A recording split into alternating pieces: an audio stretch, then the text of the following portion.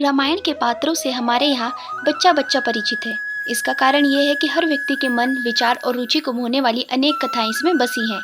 ऐसी ही कथा है कि पत्थर की शिला पर पैर पड़ने पर उसका जीवित स्त्री में बदल जाना।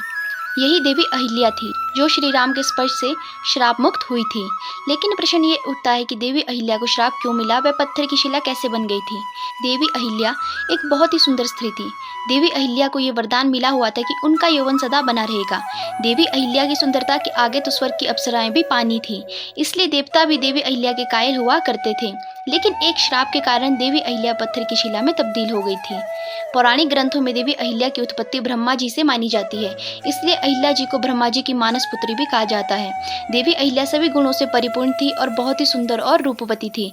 इंद्रदेव भी देवी अहिल्या की खूबसूरती के कायल थे। स्वर्ग के राजा इंद्रदेव अहिल्या के साथ विवाह करना चाहते थे। ब्रह्मा जी ने अहिल्या के विवाह के लिए एक शर्त रखी थी कि जो भी तीनों लोकों की परिक्रमा सबसे पहले पूर्ण करेगा, देवी अहिल्या का विवाह उसी के साथ किया जाएगा। गौतम ऋषि और इंद्रदेव के साथ अन्य देवताओं ने भी अहिल्या जी से विवाह करने के लिए तीनों लोकों की परिक्रमा शुरू की।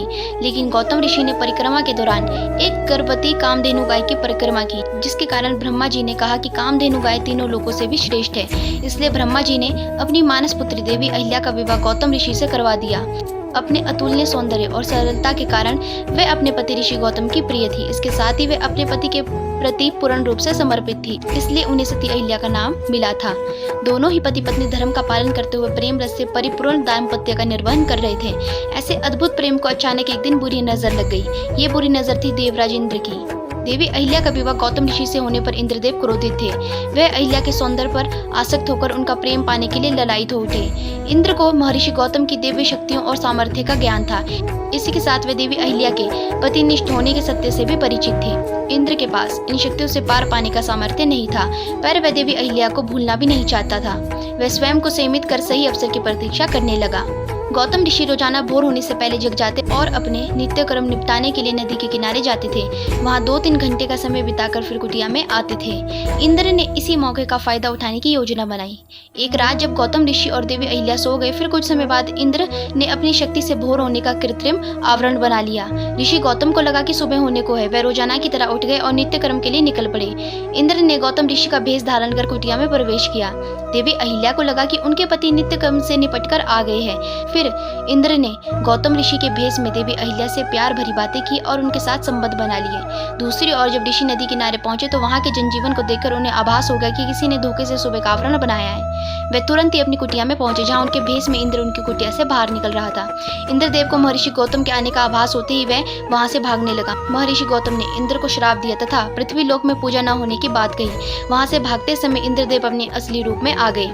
देवी अहिल्या की कोई गलती नहीं थी, उनके साथ तो इंद्रदेव ने छल किया था, परंतु क्रोध के आवेश में महर्षि गौतम ने देवी अहिल्या को अनंत काल तक शिला का रूप धारण करने का श्राप दे दिया।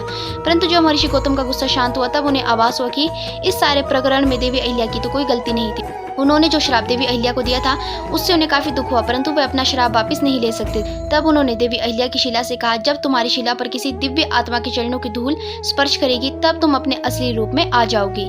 इतना कहकर महर्षि गौतम वहां से चले गए। युग बीत जाने पर महर्षि विश्वामित्र राक्षसी ताड़का वध के लिए अयोध्या से प्रभु श्री राम एवं उनके भाई लक्ष्मण को अपने साथ लेकर आए। ताड़का वध के बाद भगवान श्री राम की दृष्टि वन में एक तरफ वीरान पड़ी कुटिया पर पड़ी तो वह वहां गए तथा अपने गुरु महर्षि विश्वामित्र से पूछा, गुरुवर ये अत्यंत सुंदर कुटिया किसकी है जहाँ इतनी वीरानी है? प्रतीत होता है कि युगों से यहाँ कोई आया गया नहीं है। कोई पशु पक्षी भी इस सुंदर कुटिया में नजर नहीं आ रहा है। आखिर इसका क्या कारण है? इसका रहस्य बताइए। तब महर्षि विश्वामित्र ने कहा, हे प्रभु, ये कुटिया वर्षों से आपके आने का इंतजार कर रही है। इस कुटिया में आप जो शिला देख रहे हैं ये आपके चरणों की धूल का युगों से इंतजार कर रही है। भगवान श्री राम ने महर्षि विश्वामित्र से पूछा, आखिर इतने वर्षों से ये शिला क्यों मेरे चरण रज का इंतजार कर रही है? इतना सुनकर महर्षि विश्वामित्र ने भगवान श्री राम एवं लक्ष्मण जी को अहिल्या जी की पूरी कथा सुनाई। पूरी कथा सुनने के बाद भगवान श्री राम ने अपने चरणों से उस शिला को स्पर्श किया। चरणों के स्पर्श से शिला देवी अहिल्या के रूप में परिवर्तित हो गई। उस अवसर पर भगवान श्री राम ने देवी अहिल्या से कहा कि इस सारे प्रकरण में आपका कोई दोष नहीं है। अब गौतम महर्षि भी आपसे क्रोधित नहीं है। देवी अहिल्या के वास्तविक रूप में आते ही वीरान कुटिया में फिर से बाहर आ गई। पक्षी चहचहाने लगे। इस प्रकार भगवान श्री राम ने देवी अहिल्या का उद्धार किया। तो दोस्तों, आशा करती हूँ कि आज की हमारी इस वीडियो में दी गई जानकारी आपको पसंद आई होगी। और अगर आपको वीडियो पसंद आई होगी तो वीडियो को लाइक करके चैनल को सब्सक्राइब करके बेल आइकन को प्रेस कर दीजिएगा। धन्यवाद।